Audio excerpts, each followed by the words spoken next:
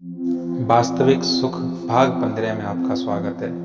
आज का विषय है पारमार्थिक उन्नति धन के आश्रित नहीं। यह भाग कल के प्रवचन का शेष भाग है, ध्यान दीजिए। मैं पूरबियो पूरब देश को मारी बोली लखे न कोय, मारी बोली सो लखे जो घर पूरब लो होए। मैं तो पूरब देश में रहने वाला हूँ, मेरी बोली को यहाँ कोई नहीं समझता। मेरी बोली वही समझ सकता है जो पूरब देश का हो। अनादि परमात्म तत्व पूरब है। पूरब देश की बोली यहाँ रहने वाला कैसे समझे? जो रुपयों के गुलाम हैं वे पारमार्थिक बातें कैसे समझेंगे? कहते हैं कि धर्म का अनुष्ठान पैसों से होगा, सत्संग का आयोजन पैसों से होगा, तो जिसको गर्ज हो वह पैसा लगाए। गाय का दूध चाहिए तो गाय को चारा आदि दो, अगर दूध नहीं चाहिए तो गाय को चारा आदि मत दो। ऐसे ही सत्संग सुनना हो तो उसके आयोजन में पैसा लगाओ, नहीं सुनना हो तो कोई जरूरत नहीं। संतों को क्या गर्ज है? पैसों के बिना आपका काम नहीं चलता, पर संतों का खूब अच्छी तरह से चलता है। सत शास्त्रों के प्रचार में, सद्भावों के प्रचार में रुपए लग जाएं तो संसार में इसके समान पुण्य का कोई काम है ही नहीं। कारण कि इनके प्रचार से लोगों के भीतर का अंधेरा दूर हो जाता है, आध्यात्मिक लाभ हो जाता है। इसमें जिसका पैसा लग गया वह बड़ा भाग्यशाली है। ऋषि के स्वर्गाश्रम की बात है। वैश्य जाति की एक विधवा बहन थी, ससुराल वालों ने उसका सारा धन दबा लिया था। वह वहां साधुओं को भिक्षा दिया करती। भिक्षा कैसे देती? अपने घर में सिलाई का काम करके पैसे कमाती और उससे अन्न खरीद कर रोटी बनाती और फिर भिक्षा में वह संत को दिया करती थी। शरणानंद जी महाराज ने कहा कि जैसे सेठ सिर्फ एक ही है, जय दयाल गोविंद का जी, ऐसे ही सिर्फ एक सेठानी भी यहाँ है। लखपति सेठानियां तो बहुत हैं, पर उनको सेठानी की पदवी नहीं मिली। सेठानी की पदवी मिली उस विधवा बहन को जो सिलाई करके पैसा कमाती और भिक्षा में संतों को देती। वह संतों की दृष्टि में सेठानी हुई। क्या रुपयों से कोई सेठानी होती है? नहीं होती। महाभारत में एक कथा आती है। एक बड़े अच्छे ऋषि थे। एक बार उनके यहाँ राजरानियां आईं। उन्होंने देखा कि ब्राह्मणी के शरीर पर साधारण कपड़े हैं और मांग में सिर्फ सुहाग का चिन्ह के सिवाय कोई गहना नहीं है। तो वे ब्राह्मणी से बोली कि आप लोग तो हमारे राजा जी के गुरु हो, प्रजा के गुरु हो, पर आपके शरीर पर कोई गहना ना देखकर हमें बहुत बुरा लगता है, हमें बड़ी शर्म आती है। ब्राह्मणी को उनकी बात जच गई, क्योंकि स्त्रियों को गहनों का बड़ा शौक होता है। उसने अपने पतिदेव से कहा कि मेरे को गहने चाहिए। ऋषि ने कहा ठीक है, ले आएंगे गहना। जहां तक बने, पति को अपनी शक्ति के अनुसार स्त्री की न्याययुक्त इच्छा को पूरा करना चाहिए, यह उसका कर्तव्य होता है। ऋषि एक राजा के पास गए। राजा ने पूछा कि महाराज कैसे पधारे? ऋषि ने कहा कि मुझे सोना चाहिए। राजा ने खजाने के हिसाब की वही लाकर सामने रख दी और कहा कि महाराज आप हिसाब देख लो। ऋषि ने देखा कि राजा की आय और व्यय बराबर है, खजाने में कुछ नहीं है। ऋषि ने कहा कि ठीक है, मैं दूसरे राजा के पास जाता हूँ। राजा ने कहा कि मैं भी आपके साथ चलूंगा। वे दोनों वहां से चल दिए और 3-4 राजाओं के पास गए, पर सब जगह आय व्यय बराबर मिला, खजाने में कुछ नहीं मिला। फिर पूछने पर पता लगा कि अमुक राक्षस के पास धन मिलेगा। वे उस राक्षस के पास गए। राक्षस ने उनसे कहा कि महाराज बहुत धन पड़ा है, चाहे जितना ले जाओ। तात्पर्य क्या हुआ कि धन राजाओं के पास नहीं मिला, राक्षस के पास मिला। आपने पूछा कि धन के बिना गुरु सेवा कैसे हो, धार्मिक अनुष्ठान कैसे हो, इसीलिए यह बात बताई। आपको जो शंका है वह दूर हो जाए तो बड़ी अच्छी बात है, परंतु मेरे को वहम है कि वह शायद ही दूर हो, क्योंकि रुपया इतना प्रिय लगता है। सत्संग आदि में कोई पैसा खर्च कर दे तो उसकी बड़ी महिमा होती है। लोग कहते हैं कि अमुक आदमी ने बड़ा भारी पुण्य किया, परंतु वास्तव में वह बेचारा मार से बच गया। पुण्य करने का अर्थ है टैक्स देना। धनी आदमी जो अच्छे काम में धन खर्च करते हैं वह उनका टैक्स है। टैक्स चुकाने की महिमा नहीं होती। 10,000 रुपए टैक्स दे दिया तो यह नहीं कहते कि बड़ा दान कर दिया। टैक्स देकर तो वह अपनी मार से बच गया, नहीं देता तो डंडा पड़ता। इसीलिए दान पुण्य करना कोई बड़ी बात नहीं है। यह तो जो धन रखते हैं उनका टैक्स है। बड़ी बात तो यह है कि भगवान के भजन में लग जाओ। भगवान की प्राप्ति कर लो। सगुण क्या है, निर्गुण क्या है, साकार क्या है, निराकार क्या है, बंधन क्या है, मुक्ति क्या है, इन बातों को ठीक तरह से समझो। आपके पास धन है तो धन पर टैक्स लगेगा, आपके पास विद्या है तो विद्या पर टैक्स लगेगा। इनको दूसरों की सेवा में लगाओ। सरकार तो अपना टैक्स कान पकड़कर जबरदस्ती ले लेगी, परंतु जहाँ धर्म की बात है, आप प्रसन्न होकर दोगे तो ले लेगा, नहीं तो आप पर कर्जा रहेगा।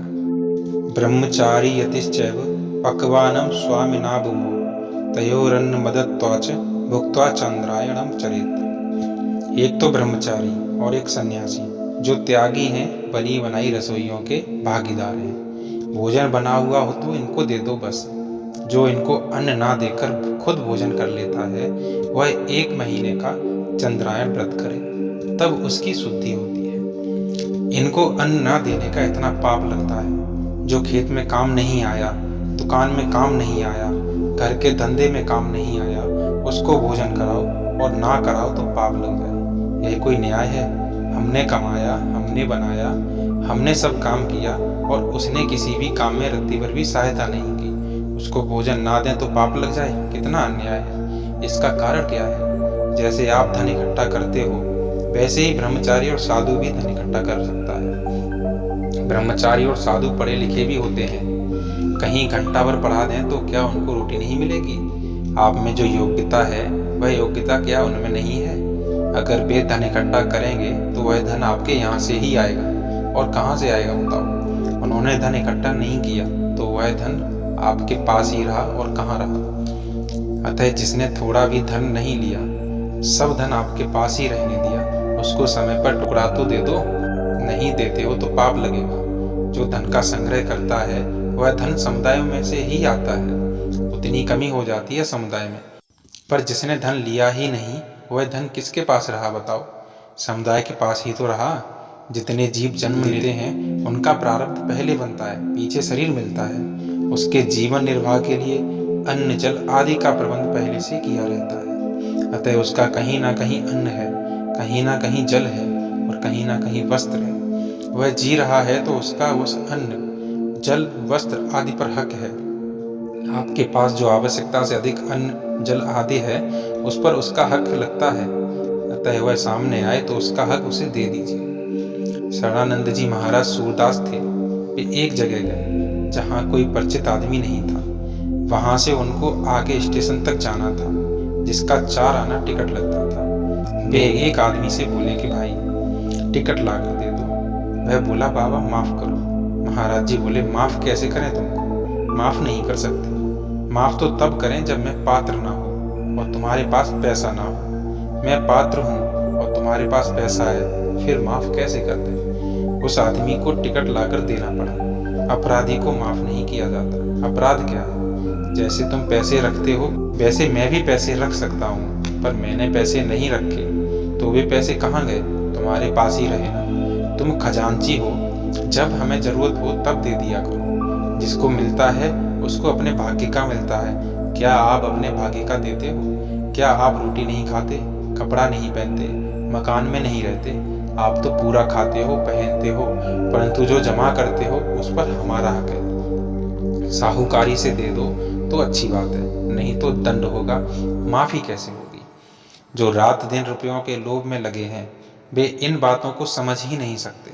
जिस बाजार में वे गए भी नहीं, उस बाजार के भावों को वे कैसे समझेंगे? वे जिस बाजार में रहते हैं उसी बाजार के भावों को वे समझ सकते हैं। वे रुपयों के बाजार में ही रहते हैं। त्याग का भी एक विलक्षण अलौकिक बाजार है, पर उसकी बात वही समझ सकता है जो उसी बाजार का हो। एक अच्छे महात्मा थे, उनसे मैंने अलग अलग समय पर 2 प्रश्न किए। एक समय तो उनसे यह प्रश्न किया कि आप इतने ऊंचे दर्जे की बातें सुनाते हो, पर क्या आप यह जानते हो कि हम लोग उन बातों को ठीक समझते हैं? अगर हम लोग उन बातों को ना समझते हों तो उन बातों का मूल्य क्या हुआ? उन्होंने उत्तर दिया कि मेरी बातें आकाश में रहेंगी। जब कोई समझदार होगा, पात्र होगा, उसके सामने वे प्रकट हो जाएंगी। दूसरी बार मैंने कहा कि भगवान के घर में पोल है, न्याय नहीं है। उन्होंने पूछा कैसे? तो मैंने कहा कि आप जैसे महात्माओं को हमारे सामने ले आए। हम लोग कोई पात्र थे क्या? भूखे को अन्न देना चाहिए, प्यासे को जल देना चाहिए। ऐसे ही जो योग्य हैं उनको ऊंचे दर्जे की बातें सुनानी चाहिए। आप जैसे तो सुनाने वाले मिले और हमारे जैसे पात्र मिले। इससे मालूम होता है कि भगवान के घर बड़ी पोल है। अंधाधुंध सरकार है, तुलसी भजो निसंग, कीजय दीनो परम पद, रीजय दीनी लंक। ऐसा मैंने कहा तो बेमहात्मा बोले, बेटी कौन सी कुंवारी रहती है? अच्छा वर मिल जाए तो ठीक है, नहीं तो कैसा भी वर मिले लेकिन विवाह करना ही पड़ता है। इस तरह पात्र ना होने पर भी भगवान की कृपा से ऊंचे दर्जे की बातें मिल जाती हैं। बीकानेर की बात है, एक जगह सत्संग हो रहा था। गाड़ी से उतरते ही लोग मुझे सीधे वहां ले गए और कहा कि कुछ सुनाओ। मैंने कहा, मेरे मन में तो ऐसी आई है कि मेरे जैसों को तो यहाँ से कान पकड़कर निकाल देना चाहिए कि यहाँ सत्संग हो रहा है, तुम कैसे आ गए बीच में? भगवान के यहाँ पोल चलती है, इसीलिए सत्संग की बातें कहते और सुनते हैं, नहीं तो इतने ऊंचे दर्जे की बातें हम सुनने के लायक नहीं हैं। फिर भी भगवान लाज रखते हैं कि कोई बात नहीं, बच्चा है बेचारा। ऊंचे दर्जे की बातें उनके सामने ही करनी चाहिए जो अधिकारी हैं। संतों ने कहा है, हर हीरा की गांठड़ी गाहक बिन मत खोल, आसी हीरा पारखी बिकसी महंगे मोल। परंतु भगवान की इतनी कृपा है कि हमारे जैसे अयोग्य को भी इतनी विचित्र विचित्र बातें मिलती हैं। भगवान अधिकारी नहीं देखते, योग्यता नहीं देखते।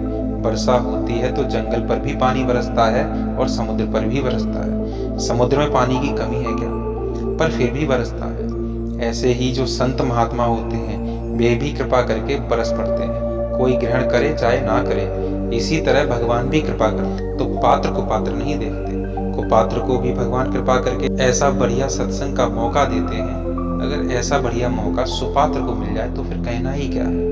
मैंने तो एक सज्जन से कहा था कि आपकी बुद्धि अच्छी है, अगर आप इधर लग जाओ तो बहुत लाभ उठा सकते हो, पर उन्होंने मेरी बात मानी नहीं।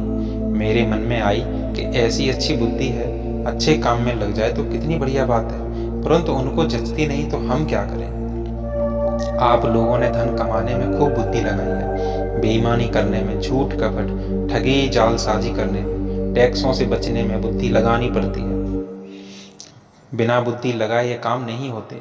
ज्यों ज्यों नया कानून बनता है त्यों त्यों आपकी बुद्धि और तेज होती है। खुद से काम ना होता हो तो वकील से पूछते हैं, क्योंकि वह आपका अग्ल दाता है, गुरुजी महाराज है, वह आपको बताता है कि ऐसा करो, इस तरह करो। उस गुरुजी से शिक्षा ले लेकर आप रात दिन अध्ययन करने में लगे हैं। फिर मेरे जैसे भिक्षुक की बात कौन माने? आपको वहम है कि इनकी बात मानेंगे तो हम भी इन्हीं की तरह हो जाएंगे।